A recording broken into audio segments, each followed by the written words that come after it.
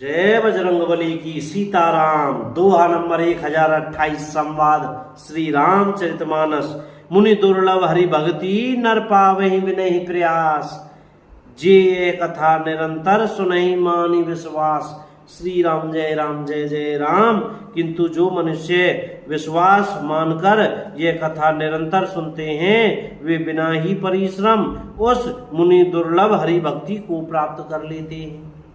जिनका मन श्री राम जी के चरणों में अनुरक्त है, वही सर्वज्ञ सब कुछ जानने वाला है, वही गुणी, वही ज्ञानी है, वही पृथ्वी का भूषण पंडित और दानी है, वही धर्मपरायण है और वही कुल का रक्षक है। सोई सर्वज्ञ गुणी सोई ज्ञाता, सोई मही पंडित पंडित दाता, सोई मही मंडित पंडित दाता।